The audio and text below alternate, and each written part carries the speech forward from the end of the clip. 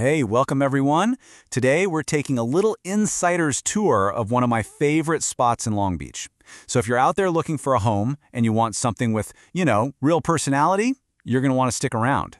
We are diving deep into the East Village Arts District. So let me ask you this. Are you scrolling through those real estate apps and just seeing the same thing over and over? The same beige walls, the same boring layouts, the same everything? Yeah, if you are so tired of that cookie-cutter experience, you have landed in the right place. Because today, we're talking about a neighborhood that is the complete opposite of that. The East Village Arts District. I mean, it's dynamic, it's creative, and it's always changing. This is a place where character isn't just like a nice little feature, it's the whole point. So, what exactly is the East Village? You hear the name, but what's the actual vibe? Let's break down what makes this neighborhood tick. I love this slide because it really just paints the picture of what daily life is like here. This isn't just a list of amenities, it's literally your weekend plan, all laid out. You are surrounded by art galleries and studios, these incredible massive murals, and all these quirky independent coffee shops and boutiques. It all blends together to create this amazing creative community vibe you can just feel when you're walking around.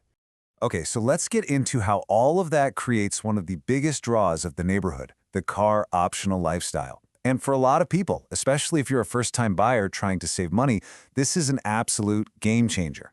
We're talking about true urban walkability here. And what does that really mean? Well, it's the freedom to live your life, grabbing groceries, meeting up with friends for dinner, popping into a gallery without ever having to think about where you parked your car. And just look at how connected you are. I mean, imagine finishing work and just strolling down to the beach. It's right there. Ready for a night out? Pine Avenue is just a few blocks away. And for anyone commuting, being able to walk to the Metro A line to get to downtown LA without traffic, that is a massive, massive win.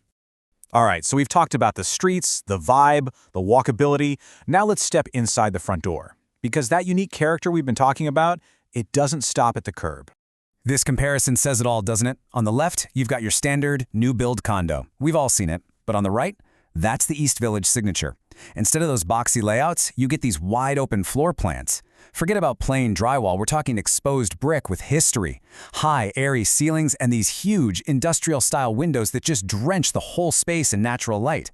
That's what we mean when we say character. And that character comes in a few different flavors, which is really cool. You've got these incredible historic loft conversions and old landmark buildings. You've got super cool mid-century condo buildings, more intimate little boutique complexes, and even dedicated live/work spaces for all the artists and entrepreneurs who call this place home.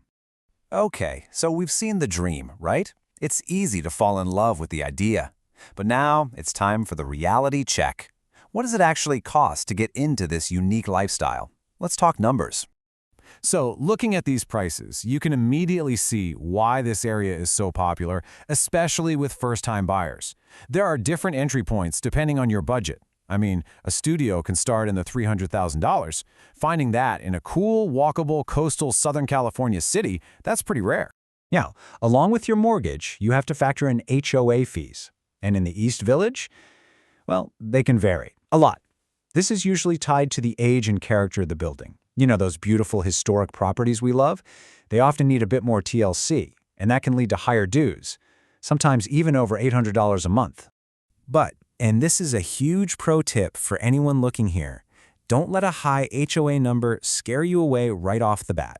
You have to ask what's included. A lot of the time, that bigger fee actually covers things like electricity, water, and trash, which can seriously offset the cost and just makes your monthly budgeting way simpler.